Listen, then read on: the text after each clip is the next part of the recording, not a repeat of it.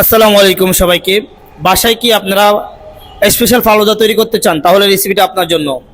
এই ডেজার্টটা এমন মজা হয়, আপনি বাসায় ট্রাই না করলে বিশ্বাসই করতে পারবেন না। তার জন্য আমি 5টা নিয়ে নিয়েছি বারবিসিলি নুডলস। এটা আপনি যে কোনো সুপার শপ বা মুদির দোকানে পাবেন। তার মধ্যে নিয়ে নিয়েছি 200 গ্রাম সাগুদানা। এখান থেকে বারবিসিলি নুডলসটা আমি মাঝখান দিয়ে কেটে গরম পানি দিয়ে ভিজিয়ে রাখবো আধা ঘন্টা। আপনি এটা বয়েল করবেন না, জাস্ট গরম পানি দিয়ে এভাবে ভিজিয়ে রাখলে হবে।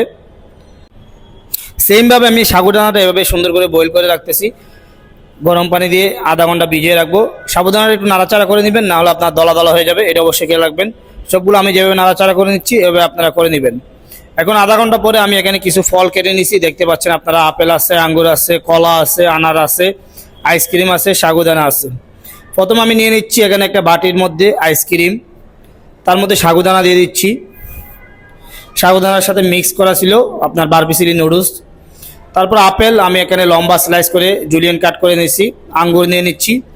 আপনারা ফালুদার জন্য যে কোনো ধরনের ফল আপনাদের যেটা ভালো লাগে অ্যাড করতে পারেন, এটা কোনো সমস্যা না। যে কোনো 4-5 আইটেমের ফল আপনারা এখানে অ্যাড করতে পারেন, কোনো সমস্যা হবে না। আমি এখানে 5 আইটেমের ফল ইউজ করতেছি। আপনি যে কোনো ফল আপনার ভালো লাগলে অ্যাড করতে পারেন। এখন আমি দিয়ে দিচ্ছি আরেকটু আইসক্রিম। আমার মনে হয় আইসক্রিম একটু কম হয়েছে, সেজন্য আরেকটু আইসক্রিম দিয়ে দিচ্ছি।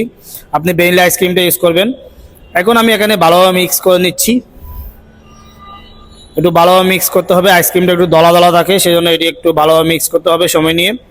আর আপনারা যারা রেগুলার আমার ভিডিওগুলি দেখেন, অবশ্যই ভিডিও কেমন হয় কমেন্টস করে জানাবেন।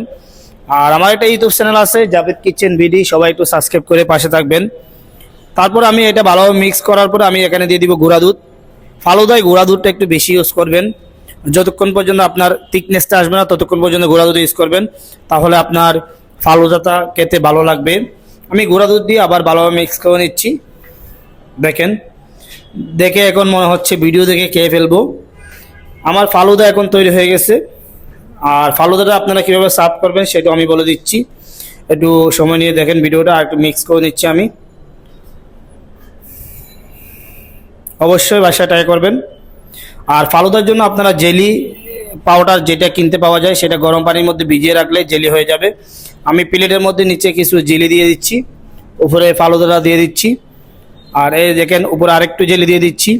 এই জেলিগুলো আপনারা নর্মালি সুপার শপে বা মুদির দোকানে কিনতে পাওয়া যায়। ওই পাউডারগুলি আপনারা গরম পানিতে ভিজিয়ে রাখলে 1 ঘন্টার মধ্যে জেলি হয়ে যায়। উপরে একটু গার্নিশের জন্য আমি এখানে স্ট্রবেরি সিরাপ দিয়ে দিচ্ছি। অবশ্যই বাসায় ট্রাই করবেন। আমার ফালুদা তৈরি হয়ে গেছে। আর রেসিপি ভালো লাগলে অবশ্যই আমার পেজটা ফলো দিয়ে সাথে থাকবেন। আজকে এই পর্যন্ত, দেখা হবে অন্য কোনো রেসিপি নিয়ে। আল্লাহ হাফেজ, আসসালামু আলাইকুম।